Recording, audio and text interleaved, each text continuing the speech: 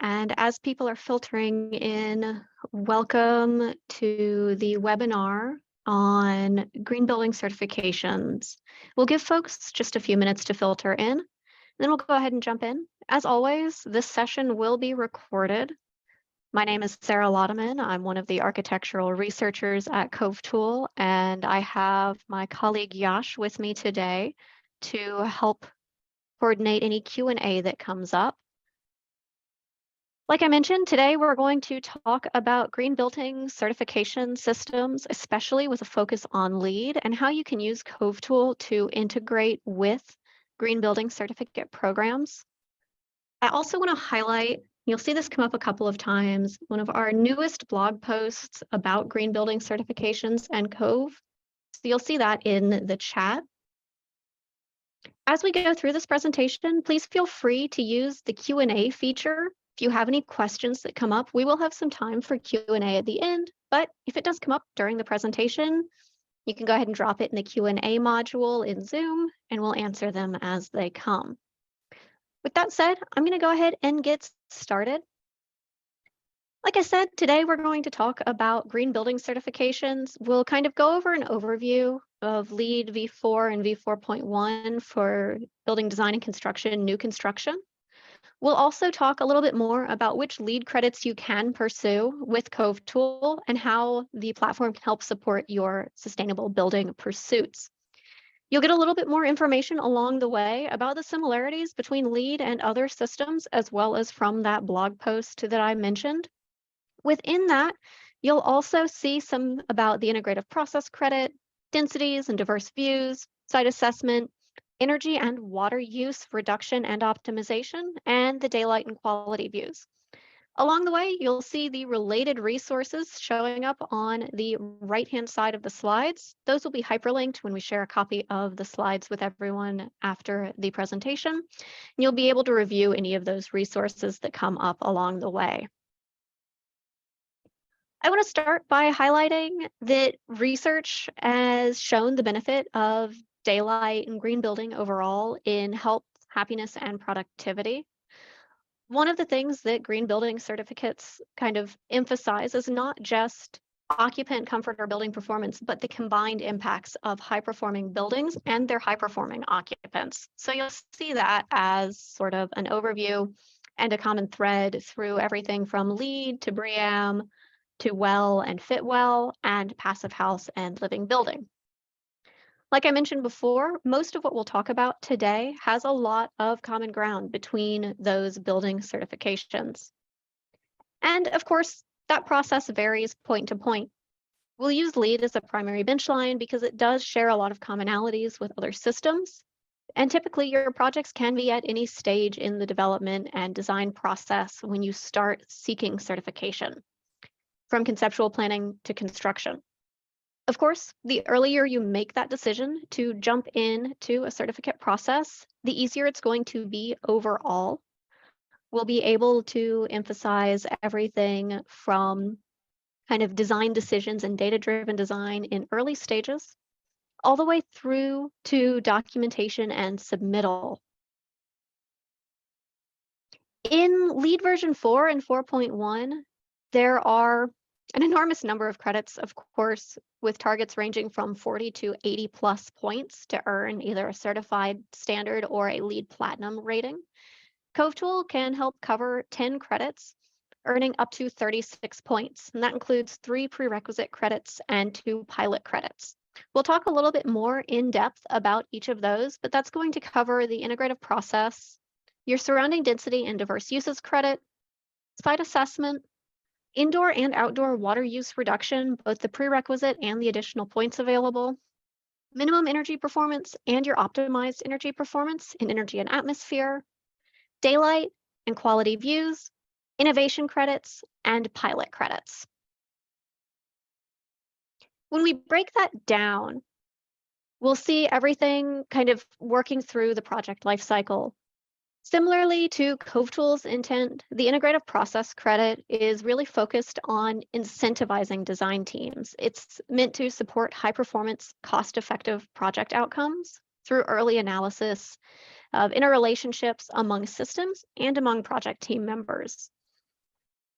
We'll see the integrative process credit really measuring compliance based on the design team's ability to identify and implement opportunities that achieve synergies across disciplines and building systems. And we'll work to kind of categorize that in energy-related systems and water-related systems. We'll see that through kind of the discovery and implementation stage for each credit.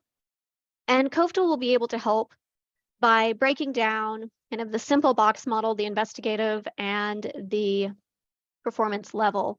So a simple box model energy analysis is a great way before the completion of schematic design that explores high-level strategies and how to reduce energy loads, for instance, by changing strategies for basic envelope attributes, massing, orientation, lighting levels, etc. This is something that you can do especially early on in a project and use the comparison tool in the Cove Tool dashboard to compare those massings side by side, as you can see in an excerpt from the High Performance Student Union case study. Similarly, we'll be able to look at compliance based on the team's ability to identify and implement opportunities. We'll look at how we can use Cove Tool as a collaboration tactic between owners, architects, engineers, contractors, and consultants. In the surrounding density and diverse uses credit, we can jump into context mapping buildings and property lines that are sourced from Mapbox and made available to your teams in the 3D analysis page within Cove Tool. So you'll see a couple of excerpts of that. You can actually see the process of using the selected project boundary and selected site boundaries to populate information for option 1 in this credit. Although Cove Tool doesn't yet generate a list of the context buildings, all the data you need is readily available, like I mentioned, just by clicking on the site objects surrounding your project site. Those plotline informations consist of site address, land use class, building area, gross floor area, and deeded acreage. And you can use that to calculate the combined density and the floor area ratio for the lead credit reporting. We'll also be able to look at site assessment at the higher level for climate. Based on the building location, a climate profile is generated for every Cove Tool project that's created. You'll be able to take a look at passive design strategies, relative temperature and humidity, solar exposure, beneficial radiation, and windrows diagrams. And that'll help include things like topography, hydrology, including the 100-year floodplain risks, climate, human use for views, adjacent transportation, infrastructure, and properties, human health impacts, and proximity to large sources of air pollution. So you can see those pieces kind of called out and highlighted on the left-hand side here, as well as an excerpt from the climate analysis that comes out of the Cove Tool project. The human use components can once again be found in the property lines feature for views and adjacent infrastructure. So you'll be able to click through to highlight each of those project or site boundaries in the 3D analysis page. For the human health impact side, you can also look at carbon emission results for your design for the operational carbon coming from the baseline energy page. And we'll take a closer look at the baseline energy page in just a few minutes. Indoor and outdoor water use features allow you to calculate your building design's interior water use intensity, your WUI, your irrigation and outdoor water use, and estimate your water-related lead points. The calculation method here follows the AIA's COAT Top 10 Toolkit, Measure 4, Section 1, for your predicted water use and indoor water use, as well as the LEED version 4.0 water efficiency indoor and outdoor water use reduction credit. So as you come through and begin working on your total water use and your water use intensity page, you'll be asked to provide your baseline flow rates and your actual or installed low flow rate fixtures so that you can estimate the total water use. You'll be able to capture your irrigation impacts, your cooling tower impacts if you have one in your system selection, and your stormwater capture and mitigation strategies.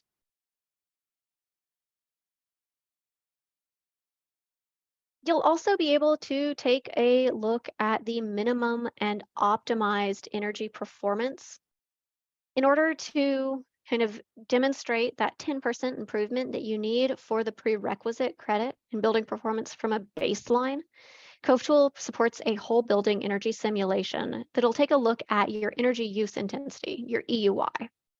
Knowing the EUI values of your design decisions and other design iterations can help you get the best value for your performance. And this will pair nicely with the cost versus energy optimization feature as well. In this case, the design team found that they're building benchmarks in order to inform and guide their team towards setting their own targets. In this project, the baseline was 63.35 kBTU per square foot per year, and that's lower than the 2030 baseline EUI. So from that, the project was able to demonstrate a 10% improvement for your early stage energy reporting.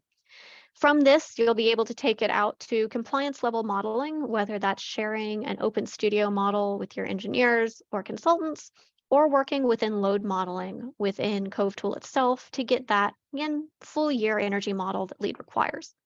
And we'll see more about that in just a few minutes as well.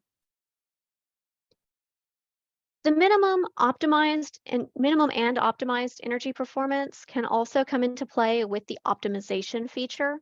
You'll be able to continue to add new options, change design objectives, and explore expanding analysis parameters to get the most bang for your buck, the most impact per cost for energy cost and emissions reduction. So you'll be able to provide a huge number of possible options. You can compare contractor bid alternates. You can compare consultant recommendations to really get an initial measure of what that potential impact could be to select the best return on investment strategy and help you understand what sort of deltas you're looking at. What is the cost to meet your LEED target? You'll be able to take all of that out of Cove Tool. You can import or export from Cove Tool to Open Studio and Energy Plus to help understand exactly how your project is performing. Share that on the collaboration side. If we circle back to talking about integrative and innovative process, you'll be able to share information freely with consultants, with energy modelers, with your mechanical teams in order to actually model down to the compliance level for your LEED reporting. There's a lot of interoperability there, and that falls into BIM, building information modeling, and BEM, building energy modeling with Cove Tool, and how we can help create that, again, integrated process environment and create that building information network model that can help address not just energy, not just water use, not just daylight, but all of those pieces together. Additionally, we'll be able to talk about daylight, not just kind of on a conceptual scale, but on an actual results scale. We'll talk about spatial daylight autonomy, SDA, which describes the percentage of floor area that receives at least 300 lux for at least 50% of the annual occupied hours. So that's going to be, according to LEED, your 8 a.m. to 6 p.m. annual result. That's option 1 in version 4.1. At 30 inches above the work plane, so about desk height. Similarly, annual solar exposure, or ASC, will be a measure of glare and occupant comfort in terms of direct sunlight. That's going to be 1,000 lux or more for at least 250 of those occupied hours annually, and that can lead to glare probability or increased cooling loads. So you'll want to balance trading off your spatial daylight autonomy and your annual solar exposure to get the most out of your design. The Cove Tool measure follows the IES LM83 approved method for spatial daylight autonomy and annual sunlight exposure, as well as the BD&C LEED version 4 daylight credit, as well as the version 4.1 option 1 annual simulation. Simulations are run by a full ray tracing simulation and calibrated to within 1 to 5% of a radiance simulation, so you can be confident in the results that you're getting. You'll be able to export these on a couple of different levels. You can either look at your full floor plate analysis and look at a level by level option, or you can break that down into individual rooms.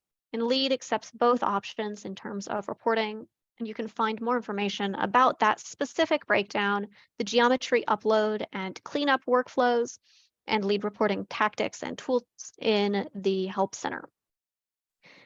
Generally speaking, before uploading geometry to Cove Tool, you either have to distinguish between your regularly occupied floor area and non-regularly occupied floor area in the analysis model that you upload.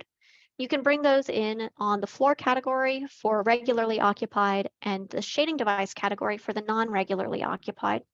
Or you can proceed through Drawing Tool in order to tag out different rooms as non-regularly occupied without changing how you upload your model. You'll get two different levels of granularity there. You'll either get a room by room Excel download that you can upload directly to LEAD, or as you're seeing here, you can use the floor by floor results to define a zone. As you do that, you'll be able to take those floor by floor results as your spaces and zones, or like I mentioned, if you've gone through Drawing Tool, you'll have your overall kind of room by room report you can plug straight into your LEAD spreadsheets. You'll then be able to fill in the percentage values for each level of the building or each room if you have the room by room result. And you'll be able to see the LEAD minimums and pass-fail criteria on the 3D analysis page directly. Remember that you'll be looking for a minimum of 55% spatial daylight autonomy and a maximum annual sun exposure of no more than 10% or 20% with a narrative. Daylighting quantity and quality are both critical parts of any building, and it becomes especially critical when, for instance, studying a campus center with students. Many studies have linked daylight to productivity and wellness, and that's what one of the project teams using Cove Tool did in their case study, again, for that high-performance student union. So you'll see a hyperlink here on the slide to the blog post about the high performance student union, so you can actually see that case study for yourself, review exactly how the team stepped through this process, and take a look at how you can roll tools like the facade prototyping feature into an integrated workflow. In this case, the team used rapid prototyping to increase the SDA and lower the ASC.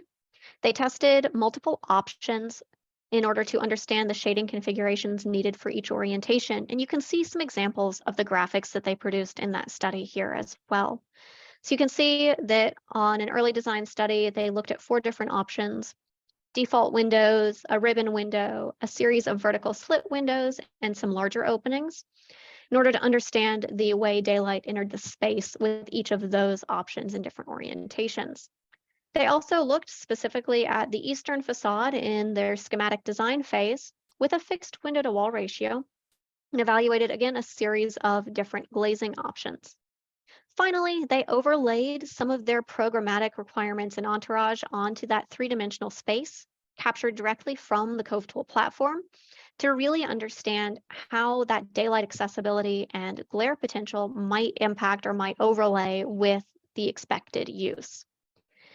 The ability to rapidly test out varying facade designs and compare glazing percentages, for example, overhangs versus fins, window sizes, and locations, was really a critical piece for the team here. They were able to automate and rapidly prototype these features without having to take the time to go back into their model, remodel an entire facade strategy in Revit or SketchUp or Rhino, and re-export. They were able to then apply those strategies to the full building after understanding roughly how they are going to work and reduce the ASC to less than 10% to achieve their needed LEED credits. It's important too to just keep in mind the human component there. It's easy to reduce all of this to metrics and numbers, but remember that overall benefits of increased daylight are to reduce the dependency on artificial lights, lower the EUI, and benefit human health. Bright lighting is generally believed to make people more alert, while daylit spaces are generally perceived to be better than dim and gloomy ones. And daylighting has been associated with improved mood, enhanced morale, less fatigue, and reduced eye strain. Several studies, in fact, have shown that energy savings from electric lighting from using daylighting can be in the range of 20 to 60%. So you're capturing both benefits there: occupant comfort and occupant success, as well as building performance. Similarly, Cove Tool can help with the quality views side of things, which will help capture occupant performance. Quality views in LEED is a set of standards that are used to evaluate the effectiveness of a building's design in order to provide occupants with substantial and beneficial views. Cove Tool supports 3 of the 4 kind of quality view assessments, as well as the quality views assessment as a sum total. So you'll see kind of type 1, type 2, and type 3 views, as well as the total quality views, the spaces that meet 2 of those 3 criteria. Total percentages of the floor area, and they're meeting 2 of those 3 kinds of views, are going to be your top level metric for LEED reporting. And that goal, of course, is going to be shown on the Cove Tool interface, as well as your overall kind of pass-fail metrics and your total values. We'll have type 1, the 90-degree sight lines, that pink option. That's going to be multiple lines of sight to vision glazing in different directions, at least 90 degrees apart. You'll also have your type 2 sky and context views, which are including at least a view to the sky and objects at least 25 feet from the exterior of the glazing, that green highlight. Then your unobstructed views, which are located within a distance of 3 times the head height of the vision glazing and allow direct views, as the name implies, to the exterior of the building. After the quality views score is calculated for each grid point in the overlay here, the scores are assigned to generate that colored heat map, and you'll be able to provide not just the numerical representation, but a visual representation for the view's effectiveness, which can be helpful when communicating with clients and users.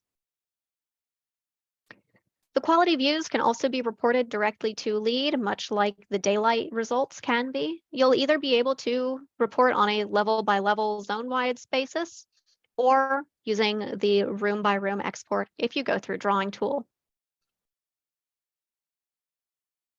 Just like daylight, workers and building occupants always benefit from views. We're human beings. We like to be connected to the outside world. No one likes to be tucked away in a corner in a cubicle without any windows, and science backs that up. Several studies have been done that emphasize the importance of natural views, and window views that are more attractive tend to reduce occupant discomfort. It gives us a feeling of connectedness to the outside world and a feeling of safety. And we all like it when we can see a variety of things, right? It's always nice to be able to see landscape, open spaces, trees, water, the indication of life going on outside of the building. It helps break down issues with eye strain. It helps us kind of sit comfortably at a desk, look out the window, take a break from the screen in front of us, and it keeps us more productive. Finally, I'd like to talk for just a minute about pilot credits and additional workflows. There are a number of pilot credits that Cove Tool can help with.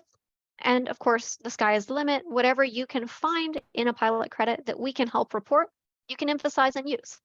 Especially the LEED pilot credits for low carbon construction materials, the percentage of embodied carbon intensity reduction can be investigated and evaluated not just in the optimization page, but also in the embodied carbon feature. You'll be able to see the embodied carbon intensity or the greenhouse gas intensity, break that down, and look at a reduction from a baseline directly. You can also look at the LEED pilot credit for workplace reentry, and that's going to be broken down based on the reoccupancy assessment tool from the AIA and social distancing recommendations from the CDC. So you'll see the COVID occupancy assessment score in the 3D analysis page. As always, kind of automated workflows provide multitudes of different options and tracks that teams can use to study the many options in real time. And with the help of those algorithms and that automation, Cove Tool can help break that process down and make it more straightforward.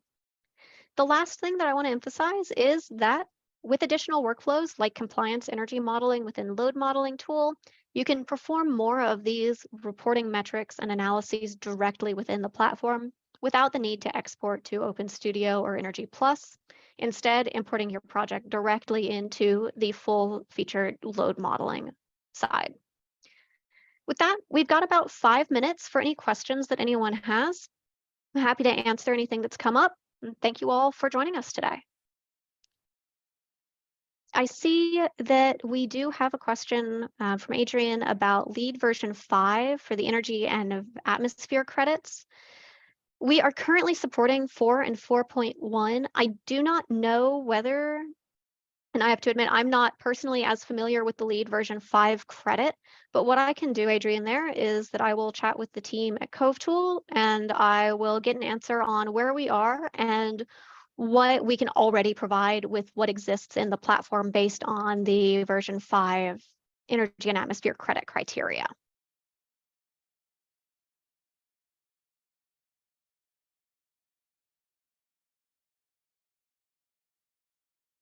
Are there any other questions from anyone?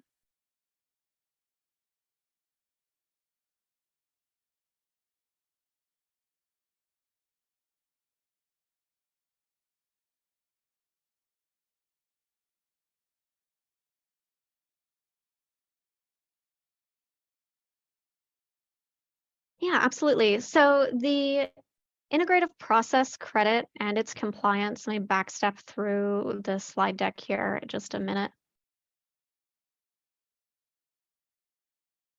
The integrative process credit is really going to leverage kind of what your discovery stage and kind of simulation steps are.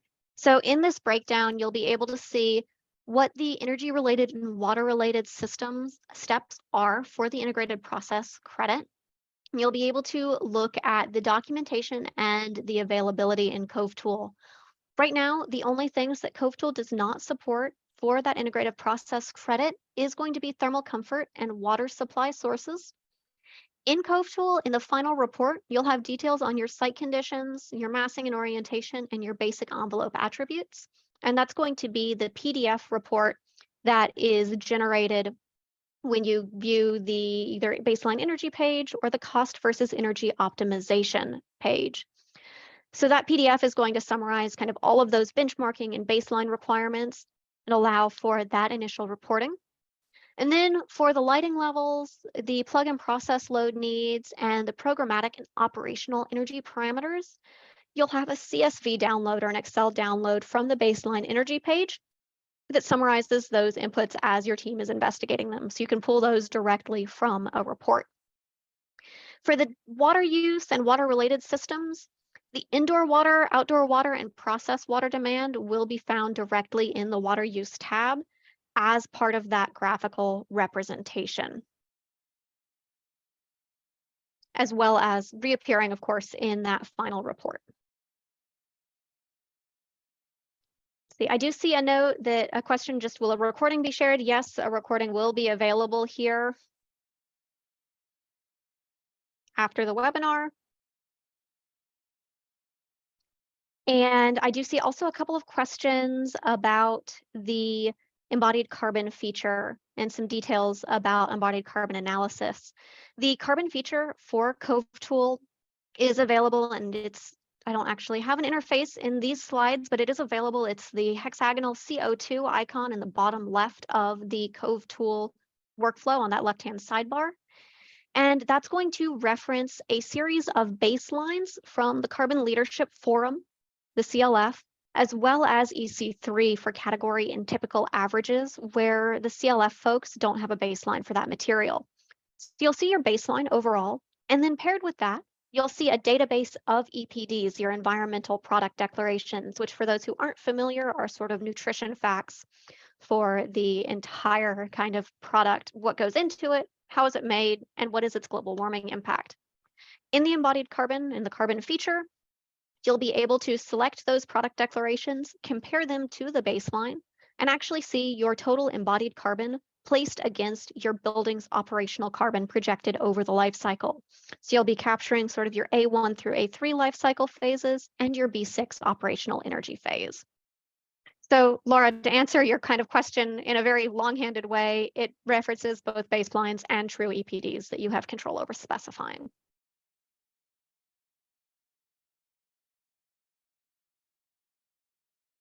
With that, I'd like to thank you all. I see one more question has come up. Yes, coming soon. Like I said, A1 through A3 and B6 are already in place for life cycle analysis, and you'll see that continuing to expand as part of the carbon feature, kind of continuously and ongoing. I can tell you right now that B7 and A4, A5 are on the roadmap hopefully next. I can't give any hard dates yet nor timelines, but stay tuned. With that, thank you all so much for joining us today. If there were any questions that didn't get answered live today, we will follow up afterwards with those summaries. You'll also be able to access a recording as well as a copy of the slides. Thank you all so much and enjoy the rest of your afternoon.